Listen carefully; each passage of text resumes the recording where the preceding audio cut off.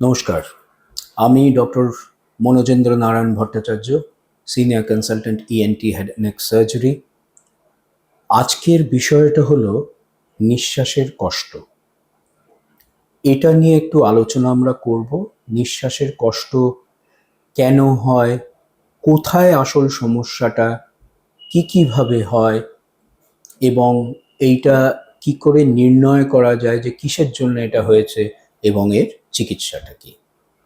আজকে নিঃশ্বাসের কষ্ট যদি আমরা ধরি, তাহলে প্রথমেই ধরতে হবে নিঃশ্বাস কষ্ট কোথার থেকে কোথায় অবধি সমস্যা হলে হয়। আজকে কিন্তু নাকের এই ডগার থেকে আরম্ভ করে একদম লাংস অবধি, মানে ফুসফুস অবধি, এই পুরো রাস্তাটায় যদি কোনো রকমের সমস্যা হয়, তাহলে কিন্তু নিঃশ্বাসের কষ্ট হতে পারে। প্রথমে আমরা এক এক করে ধাপে ধাপে যদি নিচের দিকে নামি, প্রথমেই আমরা নাকের যদি আমরা কনসেন্ট্রেট করি, নাকটাকে যদি আমরা দেখি, তাহলে নাকের মধ্যে কি হলে পরে নিঃশ্বাস নিতে কষ্ট হতে পারে। নাকের মধ্যে যদি গঠনমূলক এমন কিছু সমস্যা হয় যাতে হাওয়া যাওয়ার রাস্তাটা কমে যায় কিংবা বন্ধ হয়ে যায়, তাহলে পরে নাক দিয়ে নিঃশ্বাস নেওয়াটা অসুবিধা হয় এবং আমাদের একটা নিঃশ্বাসের কষ্ট হয়। আমাদের তো সবারই যখন সর্দি লাগে, নাক বন্ধ হয়ে যায়, তখন আমরা দেখি না যে নাক দিয়ে নিঃশ্বাস নেওয়া যাচ্ছে না, হাঁ করে নিতে হয়, আবার হাঁ করে কিছুক্ষণ নিলে পরে মুখটা যায় শুকিয়ে, মানে একেবারে খুব বাজে একটা পরিস্থিতির মধ্যে আমরা পড়ে যাই। তো সেই রকমই নাক দিয়ে যদি নিঃশ্বাস যাওয়ার রাস্তাটা কোনোভাবে বন্ধ হয়ে যায়, কিভাবে বন্ধ হয়? সবচেয়ে কমন যে কারণ নাক দিয়ে নিঃশ্বাস যাওয়ার রাস্তাটা বন্ধ হয়ে যাওয়ার, সেটা হলো অ্যালার্জি। এই যে নানাবিধ, আমি দেখবেন আগেও আমি আলোচনা করেছি এক দুটো এপিসোডে, অ্যালার্জিক রাইনাইটিস যেটাকে বলি। অ্যালার্জির জন্যে নাকের ভেতরের যে চামড়াটা আছে, লাইনিংটা আছে, এটা ফুলে যায়। ফুলে গেলে কি হবে? নাকে হাওয়া যাওয়ার রাস্তাটা তখন একটু কমে যায়। কমে যত অ্যালার্জির প্রবণতা বাড়বে, তত এই হাওয়া যাওয়ার রাস্তাটা কমতে থাকবে। আবার তার সঙ্গে যখন প্রচণ্ড পরিমাণে অ্যালার্জেন, যেটার থেকে অ্যালার্জি হচ্ছে সেটা বাতাসে পাওয়া যাবে, তখন প্রচণ্ড পরিমাণে নাক দিয়ে কাঁচা জল বেরোনো, হাঁচি হওয়া, এইসবগুলো বেড়ে যাবে এবং নাকটা প্রায় বন্ধ হয়ে যাচ্ছে এরকম একটা ভাব আসবে। তখন কিন্তু নিঃশ্বাসের কষ্ট একটা হবে। তাহলে অ্যালার্জি একটা কারণ। তাছাড়া নাকের মধ্যে যদি কোনো রকমের মাংস কিংবা কিছুর বৃদ্ধি পায়, যেরকম যদি পলিপস তৈরি হয়, পলিপ তৈরি হলে পরে সেটা ইনফ্লামেটরি পলিপ কিংবা প্রদাহর থেকে পলিপ যেটা, সেটাও হতে পারে। আবার এমনও হতে পারে যে কোনো ধরনের টিউমার কিংবা ক্যান্সার কিংবা ম্যালিগনেন্ট পলিপস যেগুলোকে বলি, সেটা যদি হয়, তার মানে কোনোভাবে মাংসপিণ্ডর বৃদ্ধি যদি হয়, হয়ে নিয়ে নাকের মধ্যে এসে পড়লো, নাকে নিঃশ্বাস যাওয়ার যে রাস্তা, সেখানে গঠনমূলক একটা অবস্ট্রাকশন, একটা বাধা সৃষ্টি করলো, তাহলে নিঃশ্বাসের কষ্ট হতে পারে। ফাঙ্গাল পলিপও এক ধরনের পলিপ, সেটা হতে পারে। আবার অ্যাকিউট যদি ইনফেকশন হয়, অ্যাকিউট ইনফেকশন মানে সাইনোসাইটিস নিয়ে কথা বলছি, অ্যাকিউট সাইনোসাইটিস হলে পরেও তখনও কিন্তু আশপাশটা ফুলে গিয়ে নাকে নিঃশ্বাস যাওয়ার রাস্তাটা বন্ধ হয়ে যেতে পারে। নাকের পেছনে এক ধরনের টনসিল থাকে যেটাকে বলা হয় অ্যাডিনয়েড। অনেক বাচ্চার ক্ষেত্রে এই অ্যাডিনয়েডটা এত বড় হয়ে থাকে যে নিঃশ্বাস নাক দিয়ে যাওয়ার যে জায়গাটা, সেটা যায় বন্ধ হয় এবং তার কিন্তু যখন ঘুমোয়, সে হাঁ করে ঘুমোয়, নাক ডাকে, মাঝে মধ্যেই ঘুম ভেঙে যায়, ছটফট করতে থাকে, কারণ ঠিক মতন নিঃশ্বাস নাক দিয়ে যেতে পারে না। তাহলে নাকের এইসব কারণেই আমরা দেখি মেনলি যে বন্ধ হয়ে যায় হাওয়া যাওয়ার রাস্তা এবং নিঃশ্বাস ঠিকঠাক যেতে পারে না। এবার আমরা নাকের থেকে আরেকটু পেছনে যদি যাই, গলার পেছন দিকটা, সেখানে কি হয়? ওজন যদি কারোর বাড়তে থাকে, ওজনের সাথে সাথে মুখমণ্ডলের ভেতরের যে মাংসগুলো আছে সেগুলোরও মোটা হতে থাকে, ঠিক হতে থাকে। যেরকম তালু মোটা হয়ে যেতে থাকে, জিভ মোটা হয়ে যেতে থাকে এবং তারা যখন ঘুমোতে যান, তখন অনেক সময় দেখা যায় তালুটা পেছন দিকে পড়ে যায়, জিভটা পেছন দিকে পড়ে যায় এই মোটা হওয়া যাওয়ার জন্যে। সেই ক্ষেত্রেও কিন্তু তাদের নিঃশ্বাস নিতে তখন কষ্ট হয়।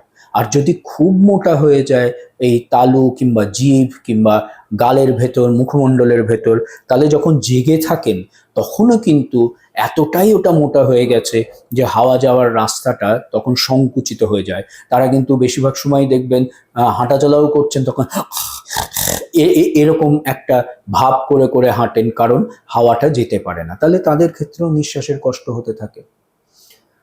আরো যদি নিচের দিকে নামি, তার মানে কি, এরপরে এলো কণ্ঠার এই জায়গাটা, মানে শ্বাসনালীর এই জায়গা, এবং শ্বাসনালীর নিচটায় যেখানে হাওয়া যাওয়ার রাস্তাটা যাচ্ছে, ওই রাস্তাতে যদি অ্যালার্জি হয়, অ্যালার্জি হলেও কিন্তু ওখানে একটা স্প্যাজমের মতন হয়, একটা সংকুচন হয়ে যায় তখন যখন অ্যালার্জেনগুলো হাওয়ায় ঘুরে বেড়ায়, তাহলে হাওয়া যাওয়ার রাস্তাটা কিন্তু কমে যেতে থাকে।